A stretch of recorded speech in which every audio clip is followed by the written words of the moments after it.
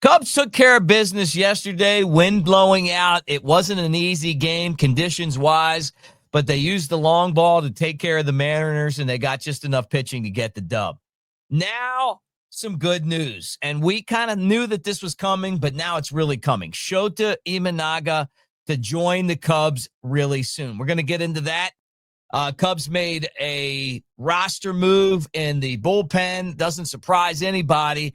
And also a guy that the Cubs expected to be kind of a back-end pitcher is having a tough time right now getting back from the IL. We're going to get into all those things on the Cubs baseball channel. Like, subscribe, thumbs up, hit the bell, and be glad that you're not a Cardinals fan, unless you are a Cardinals fan. And if you are, shame on you.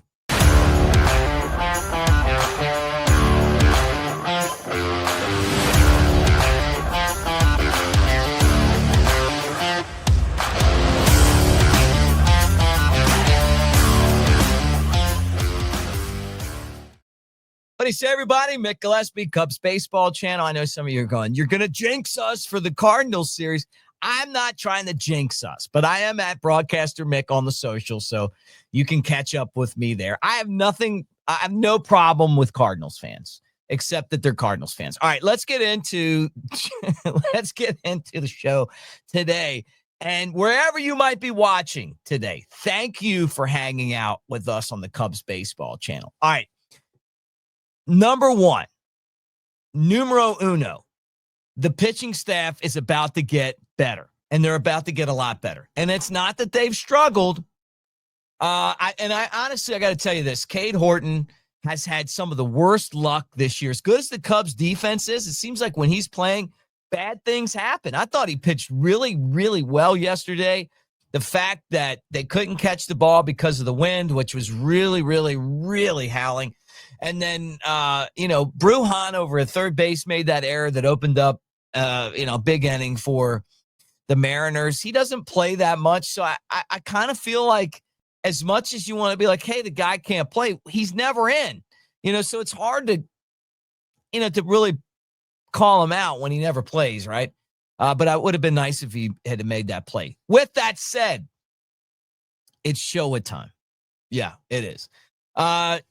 Shōta Imanaga is coming back for the Cardinals series. So Cardinals fans, you're going to get to see Shōta, and I'm sure he's going to be fired up about the opportunity to return.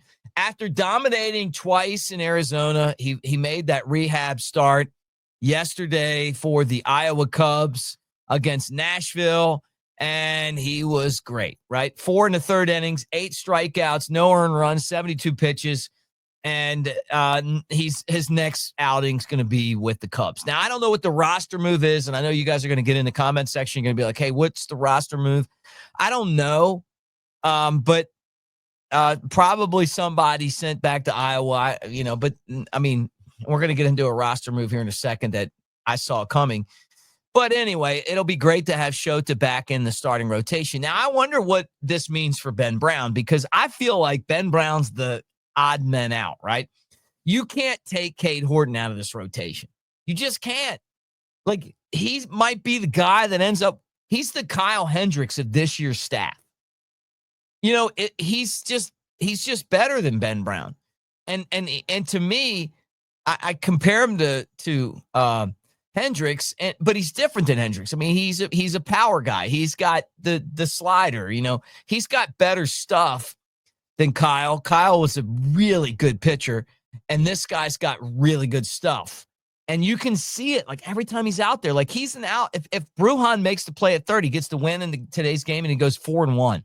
Not too shabby for a rookie. But Shōta's coming, man. And it's going to be great to have him back in the rotation. Now, the Cubs may do something else, which is, I've said this before, it's going to be either Colin Ray or Ben Brown that are going to be out of the rotation, right? But maybe they just go 6-man because they have the 4.5 game lead, and and kind of just keep guys fresh. That's an option too. I don't know what that means for your bullpen. We'll see when Shōta is officially back on the roster, but it's so good to see him. He didn't have an arm injury, and that's a big deal as a pitcher. He had a hamstring covering first base, and and that stinks. But it's not like when these guys are like saying, hey, they have like arm tendonitis and all that stuff. Normally it leads to surgery. This is more just I had to take some time out to work through this hamstring, and now I'm back. And he was throwing the entire time. So the Cubs will have last year's only all-star back against the Cardinals, and it couldn't happen to a better crew. And I hope he's at his absolute finest when the Cubs take on the Cardinals, because the Cardinals, all of a sudden, they're kind of creeping back in again. I'm not worried about the Brewers. I don't think they're any good. I don't even think the Cardinals are that good, but it's the Cardinals. And it's like they have just super luck every once in a while. Teams that you're like, is this team really going to like make the playoffs? And then they win the World Series. You're like, how did this happen? You don't even have anybody. That's just the way it is. They just have that kind of luck. All right, Cubs made a roster move. I wanted to talk about this. How surprising was it, talking about Cardinals, one of their former guys, and that would be Genesis Cabrera. He was designated for assignment. I'm sure he's not coming back to the Cubs. He was with the Mets. They did the same thing, and then he came out with the Cubs, and he had an 8.68 ERA, right? Pitched 9 games for the Cubs, and it's just not going to work, right? And so the Cubs are bringing up Nate Pearson. You remember Nate. They traded for him last year. They got him from the Blue Jays. He's 28 years old. He's a right-hander. He's got gas.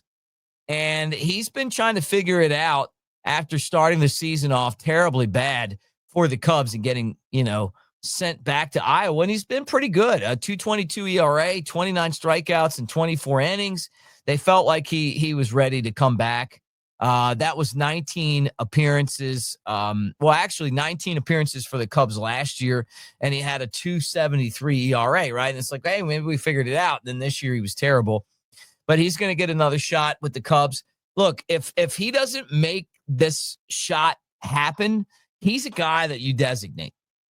That's just what happens. SHŌ-TA comes back. It's like, hey, if we can't use him now, he's a guy that you could just, and that's, I'm not pulling for that. I'm just telling you, like, they're going to have a roster spot for Imanaga. So for Pearson, he needs to come back and take care of business. You could also send him back to the minor leagues too. But it's kind of in that place where you're like, is this guy good or not? Hey, he did well in Iowa. Cubs need him to step up and take care of business. Now, one guy that we thought was going to be a big part of the bullpen didn't do so well in his rehab appearance, and I'm talking about Porter Hodge. And I saw Hodge come up through the Cubs system. He's dealing with an oblique and a hip. He's 24 years old. Last year, he was awesome. And, now he's trying to get back from the injury. Like, give him some slack because it is tough to return from that. But a third of an inning, 4 hits, 7 runs, 6 earned, 2 walks, no strikeouts, back to the drawing board for Hodge, right? And this is after a 5.12 ERA in 21 games for the Cubs this year, and then the injury. Now, I thought it was like kind of towards the end of that, though, when he got hurt, that he didn't look as effective. So he's trying to get back, but not quite ready yet. And you remember last year, almost 39 appearances, 1 short of 40. He had a 1.88 ERA and 52 strikeouts in 43 innings, and he was a guy that could put in the closer spot, that could put in the setup spot. He did such a great job there. He's just not ready to return.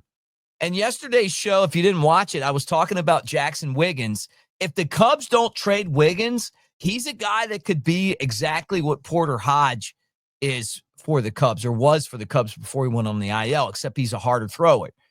I look at him and I go, man, this guy's got late inning, big league out stuff. And he's a starter right now, but I imagine him as a major league, closer, setup guy, high leverage pitcher sometime soon. And maybe they keep him as a starter, but that's just me. And that's a spot that the Cubs could definitely use him for, right? And it's a position with this team, not to say that the bullpen, actually, they've been really good, but you're always looking for that next. One of the guys we kept saying, hey, was a possibility for the Cubs to make a trade for was Chris Sale. And the Braves were like, we're not trading Chris Sale. I mean, I still think they could, but maybe not now. They just put him on the IL, the left-hander with a fractured rib cage. So maybe take him out of contention to make a deal. Not to say that was going to happen or not, but there was some speculation out there. That's a major loss for the Braves, not just because they're trying to get back in that NL East race, but also because you might want to make a move there and send him out. He's 5-4, 2.52 ERA and 15 starts. He's still one of the most dominant pitchers in baseball. He's a bulldog on the mound, and he's out of action now. And that another bad break for this Atlanta Braves team that has had a whole season of bad breaks, it seems like, so far in 2025. So we'll see if Chris Sale is able to get back, and if the Braves decide they're going to make a move. Another guy we talked about was third baseman Austin Riley. Braves have some trade pieces. Are they willing to do that? I know they think they're going to, and they should. They're going to contend years after this season. But sometimes you still get rid of pieces and get guys back that can help you. And the Cubs are certainly looking at those guys going, I'd love to have Austin Riley. And when, you watch Brujan playing third, you're going, well, you know what, this guy, we could put Shaw there as a utility guy, even if we had Austin Riley.